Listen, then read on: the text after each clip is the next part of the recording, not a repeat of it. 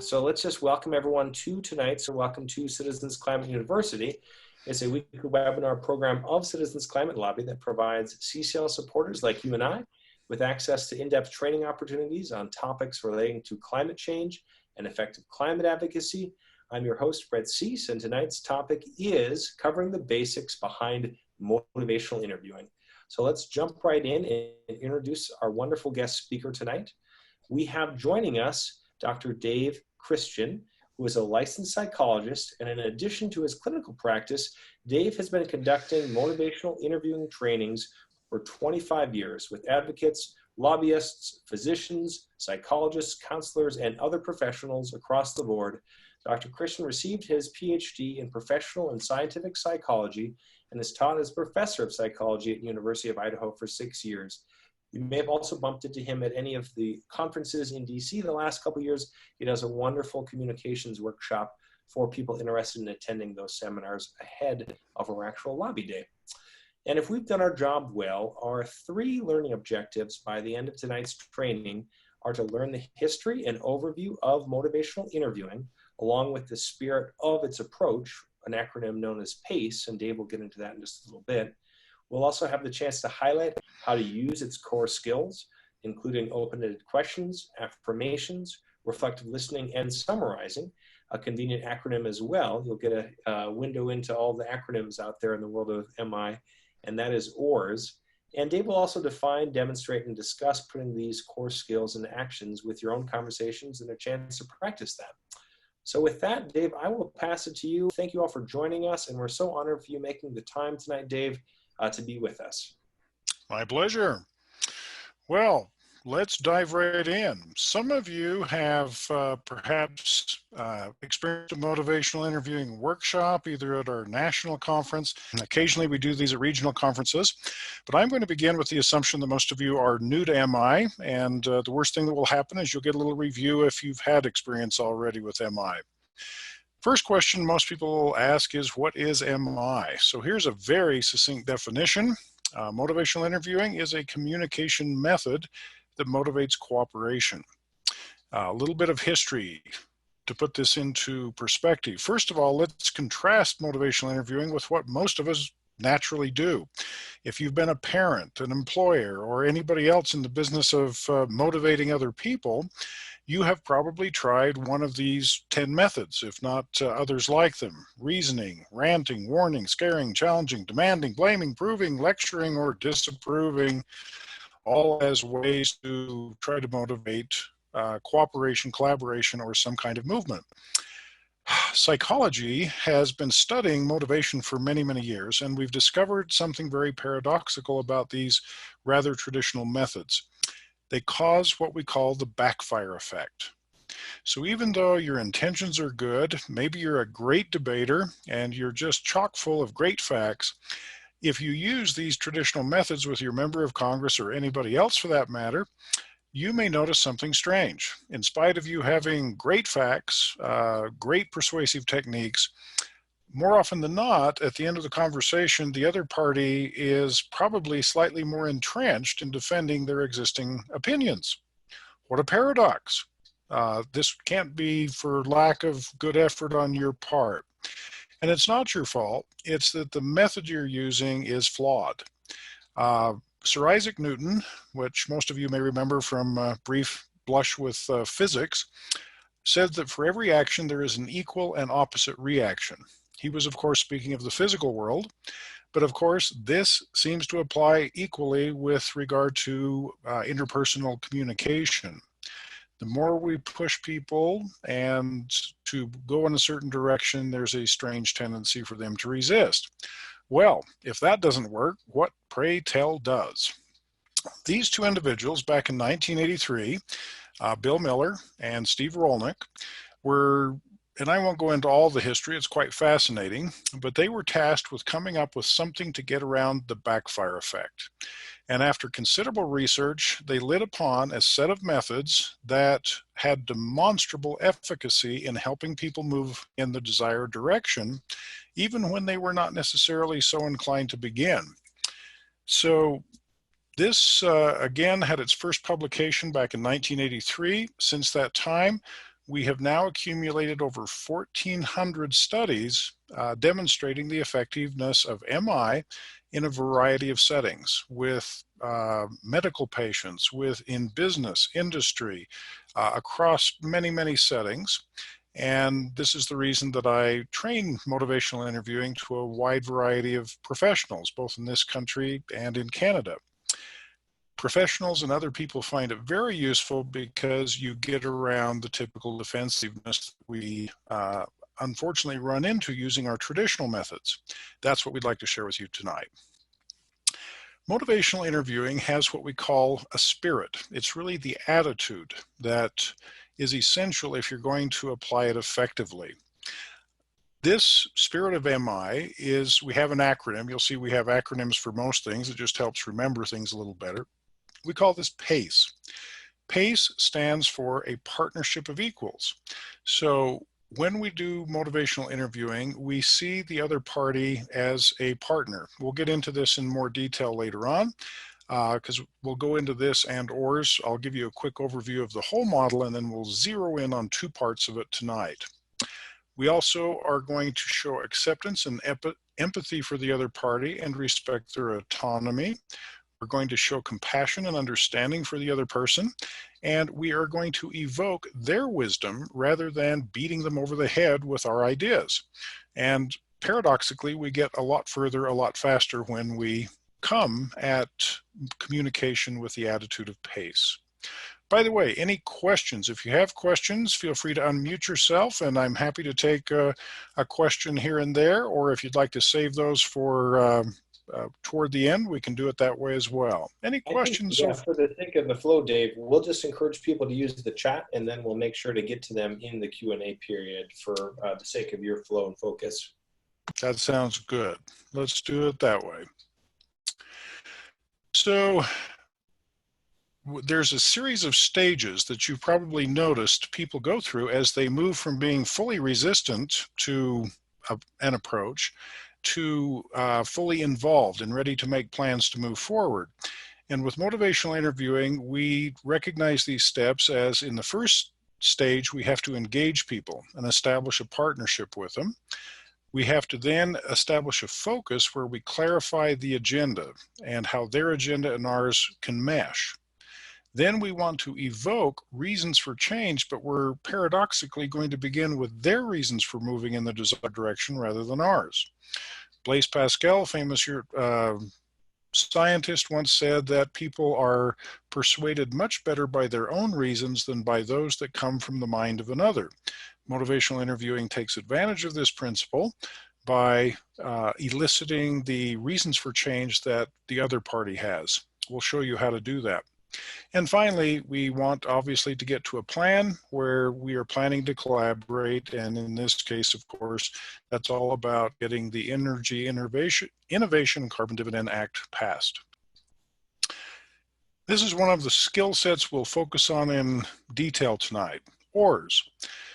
This is the fundamental communication backbone of motivational interviewing. We use open-ended questions, affirmations, reflective listening, and summaries to move the discussion forward and keep it on track in a productive direction. And we'll be demonstrating this in detail here shortly. So let's go back and we're going to cover these two components, PACE and OARS, in some depth. Let's take a look at this partnership that we've been talking about. What we're trying to do here is establish a collaborative relationship. The last thing we want to do is establish an adversarial relationship. Once the other party sees us as an adversary, they are inclined to stiffen their defenses and bristle at what we are bringing to the table. We want to see them as partners instead of others. So in motivational interviewing, we don't see them as our opponents. We don't see them as the problem. We see them as our collaborators, and with this, we greatly reduce defensiveness. We're also see them as that our goal is to work together as a team after we find common goals. And we're quite creative in how we get to those common goals. Acceptance means that we recognize the absolute worth of the other person. This is unconditional caring. Now, most of us have a hard time with this. We're going to give you some examples of how to do this.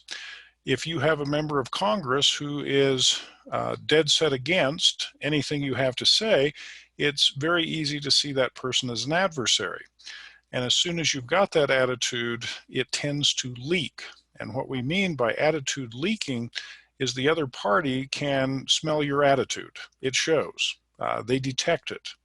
And so this isn't about faking something. It's about finding genuine reasons to appreciate the other party, even though at first blush they are strikingly opposed to things that you hold dear. And we'll give you some ways to do that. We want to show accurate empathy, which means we really want to show that we understand both what they're stating and what they're implying. I'll give you examples of that in a role play here shortly. We'll respect their autonomy. We don't go in and say, you have to vote for this, you must do that. That's a great way to breed resistance. We have to recognize from the outset they are free to do as they see fit. And finally, we want to affirm their strengths instead of criticizing them. CCL is very good at this. As most of you who have done lobbying know, we tend to start with an appreciation when we go into a congressional or other office. This is absolutely consistent with the MI approach. It'll be very familiar to you. Compassion means that we're showing an active understanding of their thoughts, feelings, values, circumstances. You can only do this if you do your homework. By doing your homework, I mean you have to study the other party and really get acquainted with where they stand. And there are many sources through which you can do this. You can go to their website. You can take a look at the notes that your former CCL members have taken in their lobby sessions with this individual. There are numerous sources of data that you can draw upon to really get a good understanding of where your partner, the other person, stands with regard to these issues, so that you're well informed and can reflect that in the course of the conversation. This is one of the most paradoxical parts of MI is evocation, the E in PACE. For many of us, we've been led to adopt a model that when we persuade others, we have correct ideas in our head. Our objective is to open their mind and pour our correct ideas into their head, and now everything's good. We have successfully transferred correct information and all is well. That approach works nicely on paper, but rarely very well in practice. What we find works much better with motivational interviewing is that we are going to draw their ideas and their solutions out. Now, this is scary because it feels much more, we feel more in control if we're running the show and saying, here's what has to happen. But if you can relinquish a bit of that control and set the stage properly, you can elicit the other person's ideas for change, and it's much more likely to get movement in the desired direction than if we're pushing our agenda. So this is much more akin to Aikido or certain martial arts in which you go with the other person's energy rather than trying to resist it. And of course, one of the reasons that they like this approach is because we help them see how going the direction we want to go will serve their values. And that's a very helpful thing. That's evocation. Well, how do you practice PACE? Many of you grew up with some of you, well, I'm guessing most of you on this call, like myself, are old enough to remember the Hokey Pokey. This was a silly little song that we sang as kids. And most of you remember that when you do the hokey pokey, you put your whole self in, you put your whole self out, and then you turn yourself about. That's what this is about. We use this as kind of a joking way to point out that sometimes we have to turn our attitude completely about if we've got a negative attitude before we go in to interact with another party. So let me give you an example of how I do this. I have been a part of our local delegation. I'm here in northern Utah right now, Logan, and our local congressperson, his office is about 25 miles away. It's been easy as we drive that 25 miles for my fellow CCLers to talk about all the ways in which that member of Congress is not performing the way they would like that member of Congress to perform. Unfortunately, this puts us in a cranky mood and not the kind of mood or attitude that we want to interact effectively with our member of Congress. So let's take a look at some things that work much better. In fact, we found to be more effective, and this is now how we practice when we're getting ready to go see our member of Congress now.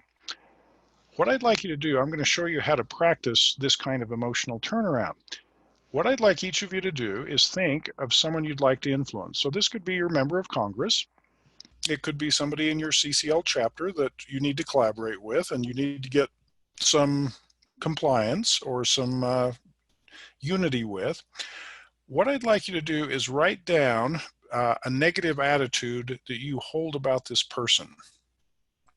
So for example, for my member of Congress, it might be easy for me to have an attitude that they just don't get it. They don't see the importance of getting carbon out of the atmosphere. And how stupid is that? I mean, the evidence is so abundantly clear. Let's suppose that's my attitude. So let me invite you to just take a pencil and jot down in one sentence or maybe two your attitude. Pick an attitude that is negative about the person you would like to collaborate with. Once you've got that written down, let me invite you to write a more compassionate view. So let's suppose I'm doing this with my member of Congress and I've got the negative view I just mentioned. Now I want to challenge myself to identify good things about this member of Congress. I'll give you some actual ones about my member of Congress. I know that he's a former 8th grade geography teacher. Well, he knows what it's like to be a teacher, and my family is full of teachers. My wife is a teacher, most of my siblings are teachers, my parent was a teacher, and so are my grandparents. So I have something in common with this person. He knows what it's like to be in the trenches and try to persuade other people. By the way, if you can persuade 8th graders to do anything, you are achieving miracles. So I begin to identify commonalities, connections, ways that I can empathize with this other party, similarities and good things about them. I know he's been an educator. He has the best interest of kids and students at heart. Then I want to see good intentions. Now, with regard to his attitude about our bill, although he hasn't expressed support for it yet, I understand, I've met with him enough times to know that he does have good intentions. I have heard him talk about interacting with former President Obama when he was here in Utah in a very positive way about carbon sequestration, something that is obviously of interest in our cause. And finally, we want to see the reasonability of their perspective. This isn't from our perspective. We want to step into their mind and see how their view makes sense given their assumptions and their world. Because it's so easy to denigrate the other person's viewpoint. We want to actually see why their view makes sense from their perspective. So take just another minute or two and see what you can come up with. This is a little challenge to you. This is an exercise in empathy, compassion, and understanding, which if you're not in the habit of practicing it, it's going to be a little tricky. But take another minute, and then I'm going to invite, hopefully, some of you who will be willing to share with us what's the negative attitude that you hold about this party. You don't have to name names. As you know, we prefer not to identify specific individuals unless necessary, and it usually isn't necessary.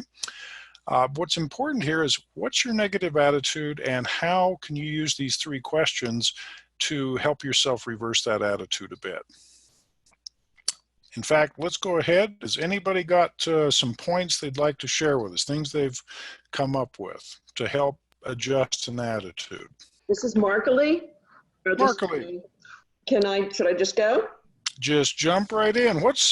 Begin, Markley, maybe with telling us what's the attitude, the negative attitude that you'd like to modify a bit? So I am a physician and I quit my job to work on climate change. And I'm trying to get other physicians passionate about this.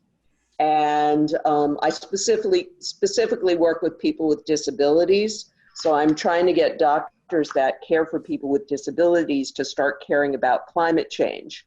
And basically, I've been doing lots of rounds, and the reality is these physicians don't see climate change as something they should care about. That's basically what I've gotten out of this. And that obviously annoys me, and I'm a little upset about it. And so my positive, more compassionate view is that physician X, because it's more than one person, worked hard to get in a situation where they can care for their patients, and they think that they're the best at this and this is their only job, and obviously they've got a financial reason that they do this. And they think that climate change is, because of this, an issue that other people should take care of. And so I need to kind of obviously constantly think about that to change my attitude, because it's hard. Yes. So you're starting to see it from their perspective. They're busy physicians. They have heavy caseloads. This is a hard issue for them to see the importance of. Their training is to help individuals with disabilities. Why should they expand their focus to something that is so global, so macro level, when they spend most of their days focused on the micro level of one person's problems at a time? Yes. Great. So there, what I see you doing is you're seeing the reasonability of their perspective. And that is, the things you've mentioned are really nice ones I'm going to suggest to share once you interact with them, to let them know that you really understand their position. And as we get into reflective listening, I think you're going to see that, boy, the material you just came up with makes for great reflections, because I'll bet you're going to hear that kind of thing from them, and you'll have an occasion to reflect that back to show that you really understand that viewpoint. One of the reasons that people are scared to show this kind of empathy for the other person's viewpoint is the fear that you are going to support their intransigence or their firmness in their existing opinion. But this is one of the many paradoxical findings in motivational interviewing, that if we show empathy for a viewpoint very different from ours, it actually softens the other person up to listen to our viewpoint. It's as though like begets like. If you show compassion and understanding, you're much more likely to receive it from the other party. So that's a lovely example. Thank you. Now let's move to the second skill set. We're going to put a little more attention on this one because it's a very active part of MI. This is OARS, which is our acronym for open-ended questions, affirmations, reflective listening, and summaries. So let's go through each of those points, OARS, in some detail now. How do we open dialogue with open questions? Well, first of all, let's get clear on the difference between an open question and a closed question. A closed question is one that calls for a yes or no answer.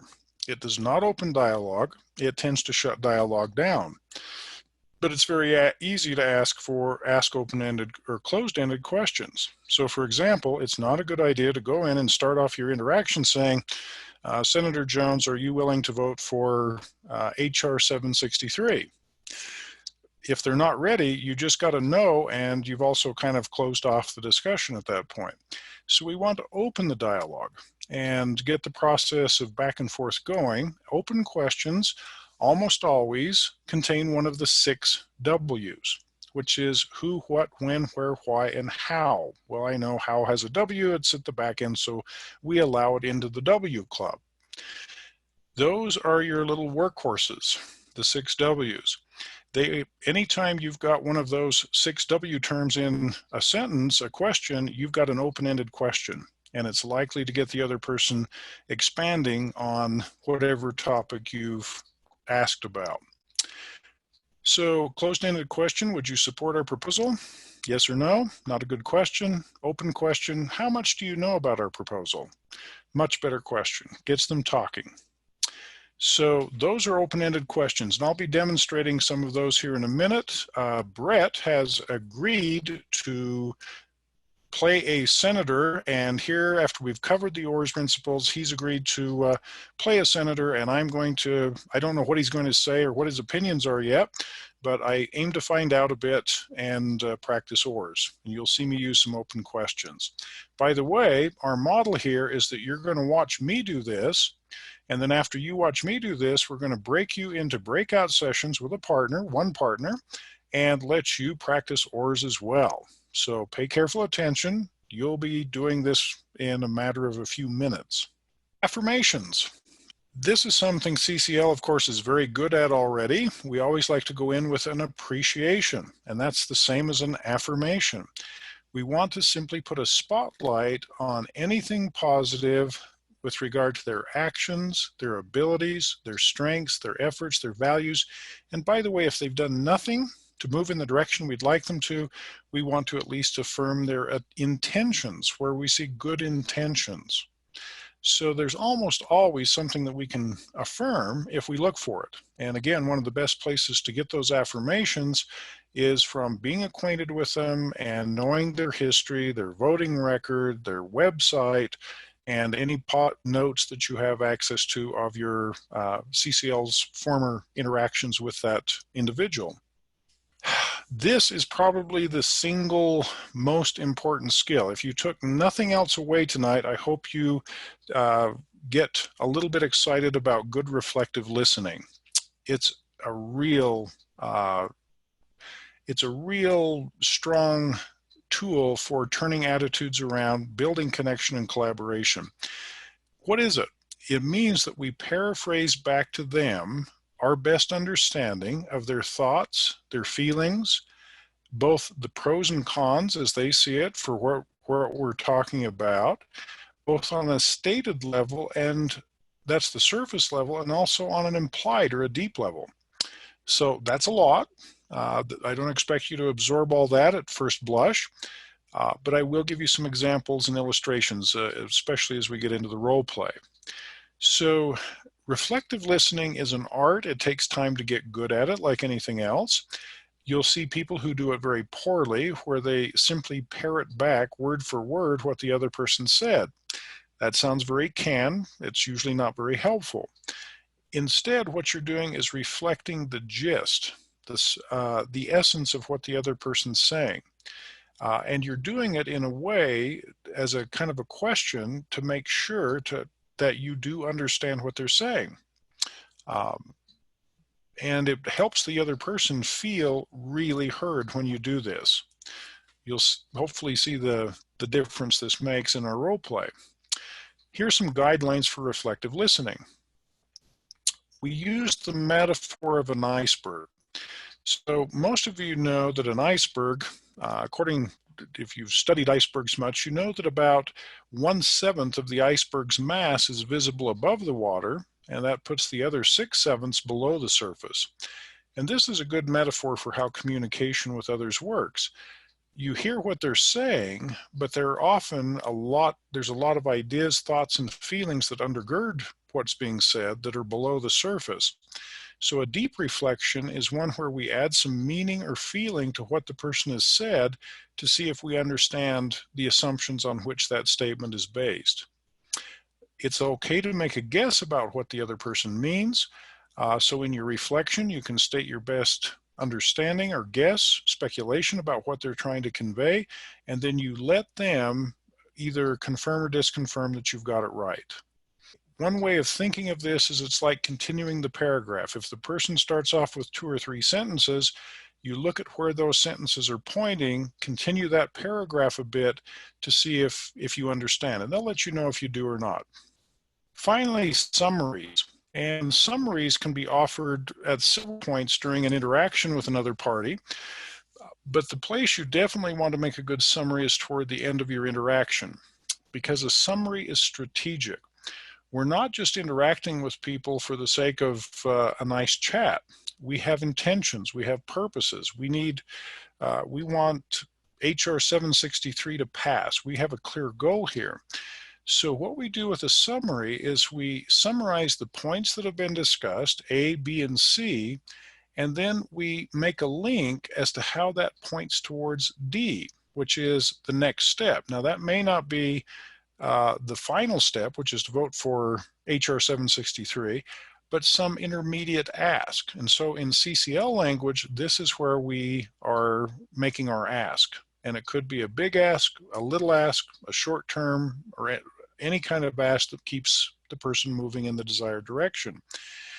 With this kind of summary, you don't want to make it so big that it's easy for them to say no.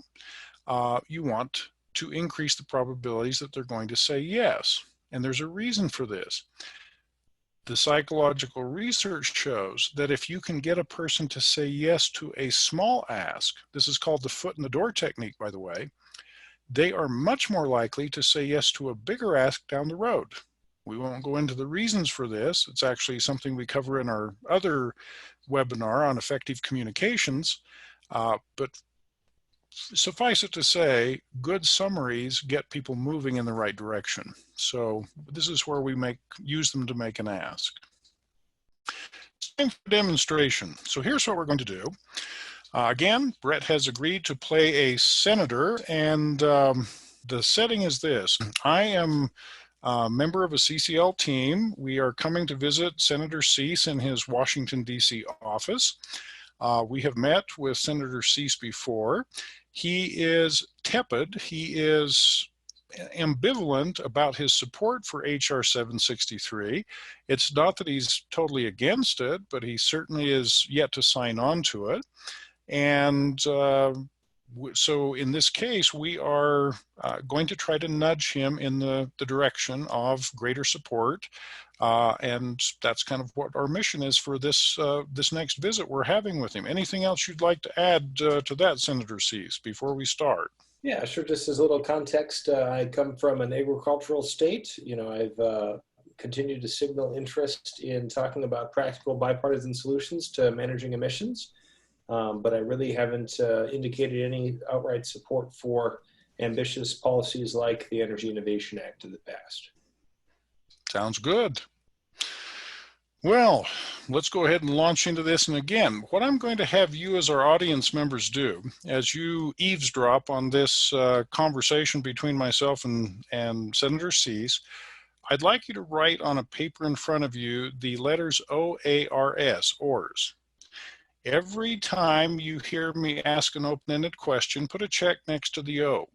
When you hear me make an affirmation of some sort, put a check by the A. When I ask or I offer a reflection, put a check by the R. And if you hear what sounds like a summary of some sort, put a check by the S. When we're done, I'll ask you as the audience how many O's, A's, R's, and S's you detected in the course of this conversation. Again, you're just focusing on what I'm doing as the advocate, so you only have one person to track. And the reason I want you to track this is so you're developing an ear and an eye for what OARS looks like. Watch for it so that you can see what it looks like in real action. All right, well with that, it's a pleasure to be here in your office again, Senator Cease. It's been about 6 months, I think, since we were here last. How are you doing today? Yeah, we're doing great. Obviously just an ongoing pleasure of ours here too, Dr. Christian. We definitely appreciate having a chance to hear from the folks back in district about what you guys are up to, and have always really appreciated learning a little bit more each time about what you guys are focusing on. So thank you. Well, and we want to express some specific appreciation. I watched with considerable interest that rather outspoken floor speech that you made, and we really appreciate the positive things that you said thus far. We just wanted to acknowledge that. Oh, thank you. Yeah, I mean, I think, again, I know you guys are focused on climate change advocacy, and in my opinion, one of the big focuses that has not received as much attention as it should is just carbon sequestration. How can we make sure any emissions, CO2 emissions wise that we're producing can be captured and permanently stored rather than emitted? So, Boy, and as you probably know, that's completely consistent with our goals and objectives at CCL. Of course, our HR 763 is intended to do the same thing to get carbon out of the atmosphere. The Use It Act, of course, is a great way to do that via sequestration, and our program, of course, has other mechanisms, bipartisan ones, to achieve that same end. Last time we were here in your office, we left some information. I believe we left a copy of the REMI report and some other things in response to questions you had about HR 763, and we're just wondering what questions might still remain in your mind about how it works and things that you would need to feel comfortable supporting it. Yeah, well, I think at this point we're continuing a dialogue here. I definitely am not in a position to be interested in supporting it at this point. But one of the biggest things that I think my staff drew up was, as you know, I'm coming from a state that clearly has a lot of rural residents, and I think we're quite concerned about the impact of any escalating price on, especially our families that can least afford any cost of energy transition with a budget that's already fairly fixed from commuting to home fuels. We don't want to have anything that has a detrimental impact to their own livelihoods. Boy, I think I hear what you're saying there. With an agrarian economy like we have in our state, this is a very sensitive issue. A lot of our, I hear you saying that a lot of our folks in our state are on those fixed incomes, and anything that poses a bigger financial burden to them would be a real concern. How much do you know about the dividend part of our program that aims to address that? Is that something that, how much do you know about the dividend side, which is the part that tries to address that piece? Yeah, I mean, we're familiar with the dividend. I think the big question that I have is, from looking at it, we weren't quite sure if, giving it back equally to all households would still look out for more rural households. It's a good point. Yeah, let me share a little information and see what you think about this. The dividend does come back equally, and yet the cost is not achieved equally. So for those who are very high consumers and users of carbon, and those who are putting a lot of carbon in the atmosphere, they of course are going to pay a higher or a disproportionately higher amount for that. So the little guy who just gasses up his car once in a while will pay a bit more at the pump for gas over time. However, the people who are using the most carbon, the big consumers, are going to pay a disproportionately greater amount of that. So actually the people, the little guys actually stand to come out much better with carbon fee and dividend than those who are at the higher end. So those that have the greater capacity to pay, that's already automatically built in and built into the program. And I'm wondering what your thoughts are about that mechanism for addressing that concern. How does that sound to you? I think it makes sense on the broadest level. I guess the biggest thing that would be helpful for us is to really understand the nuts and the bolts of it as it affects our own state residents. So if you could provide additional information that we can look at that really helps us assess whether that is the case or not, I think would be a key next step. So if I'm hearing you right, it sounds like a real concern is that you would need hard facts, some data, good numbers that illustrate how that is going to work for the people in your constituents, especially the little guys who obviously are in the more precarious position. You need some hard numbers about how that's going to work for them. Am I getting that right? Yeah, that's who put me in office here. That's who I'm representing, and that's who I'm most concerned about. Yep. That makes a lot of sense. Well, we will, it sounds like the next thing that we need to do is when we come back to your office. In fact, I think we could get those numbers earlier. Would the best way to give those to you would be that I know we've sent you things by email. If we could get those numbers to you through email, how would that work for you? That's great. Yeah, you've been in touch with Tammy and have always been prompt with any follow-up. So just route them to her, and the office will look at them as we have time. Well, I appreciate your openness to this. It's a real refreshing to us going from one office to another to have folks that are open to data, database solutions, and we certainly appreciate your openness to this, and we'll be happy to get that information. And it sounds like you're also willing to vote for the Use It Act when it makes its way to the Senate floor, if I'm understanding. Is that the direction you're leaning at this point? We're interested in it. We definitely are happy to see the bipartisan support it gained in the House, and I've certainly been having a lot of conversations with other senators and the developers of the policy to figure out its impact here too. Wow, we sure appreciate your consideration of it, and certainly the good things you've been doing thus far with regard to carbon sequestration, and we'll look forward to getting that information to you probably within the next week. Thank you so much for your time today. Yeah, it's an honor, and obviously keep up the great work. We really appreciate working with groups like you that are obviously well-informed and invested in this democratic process. So thank you, Dr. Christian. It's been a pleasure. Take care until next time.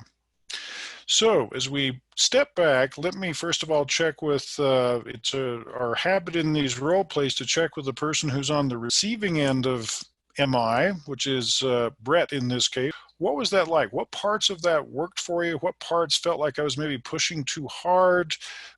Just overall your sense of what it was like to be in the senator's seat. What the two things that stood out most for me, and I'd love to hear what other thoughts are on this too, was just the reflective listening clearly did seem to advance the dialogue and indicated that you were not only listening, but really trying to find a workable solution that was of interest for both parties. And I think the part that was also most effective was just really trying to figure out the best way for me as somebody that was clearly concerned about certain impacts from a policy perspective to really kind of get the information or the additional concerns that I had addressed. Sounds good. Let's open it up to the rest of our viewers tonight. What did you get for O's, A's, R's, and S's? Anybody want to share their tally of those, just in terms of the sheer mechanics? What did you get? This is Shaul from Southern California. So I got a bunch of open-ended. I got 7 open-ended questions. I have 5 affirmations, 2 reflections, and 1 summarizing. All right. Oh, thank you for that. Sounds like you were really paying attention. Let's check and see what others got. By the way, there's some people are a little more stringent in what they count as a reflection. So if you got fewer than that, doesn't mean you're wrong. It just means maybe you have a little tighter criteria for what counts. I only got 3 open-ended questions. Maybe you count. It seemed to me you asked a couple of questions in a row, so I just counted them as 1. And I got 5 affirmations, the same as the previous person. I got 2 reflections, and I got 2 summaries. Very nice. So what you've illustrated here is what we always see. Different people define O's, A's, and R's and S's a little differently, and that's perfectly fine. The takeaway from this is when you practice OARS, and I strongly recommend that you do, in little role plays you can do, all you got to do is grab one other person and you can do a role play like we're about to do. It actually works nicely in role plays to have 3 people, 2 that play the roles that Brett and I played, and a 3rd person who keeps the OARS count. That way it frees up somebody to pay a little attention as the observer. So with that, our encouragement is to keep on practicing. We have next steps here: practice PACE and OARS with your friends and family. And any thoughts, Brett, that you'd like to share about what's coming up next and where we go from here? Yeah, let me just put a link. As you can see here, I'm just going to show you where to go to get to the Effective Communications Action Team, because that's going to be your ongoing main point of contact with ongoing reflections on putting this into practice. There is an October webinar scheduled, so you can find out more information there. And beyond Dave's recommendation to really put this into practice in other settings outside of even just congressional role-playing, we also do recommend, if you have any thoughts, reflections, or ways that you have continued to find benefit from being able to implement this in your own life, feel free to share in the forums. And you can also email me with any further clarifications. I can send Dave anything that we didn't get to tonight if we did move too quickly. and get more information for you. So there's my email listed at brett@citizensclimate.org. And with that, we thank you, Dave, for a wonderful webinar tonight. So thank you all for being on the line, and we hope that you found tonight's presentation useful. And we look forward to putting this in practice throughout all of our outreach and ahead. Thank you. Thank you, Dave. Thank you, Thank you, everybody. Dave. Thank you, Brett. Thank you. Thank you. Thank you for listening to this episode of Citizens Climate Lobby's training program. You can tune into more episodes anywhere podcasts are available. Inspired by what you heard today? Join Citizens Climate Lobby to advocate for bipartisan climate solutions. Go to community.citizensclimate.org to find more trainings, resources, your local chapter, national action teams, discussion forums, and more. Be sure to like our Facebook page and follow us on Twitter and Instagram @CitizensClimate. We also invite all of our listeners to subscribe to our YouTube channel for more inspiration. And together, we are creating the political will for a livable world.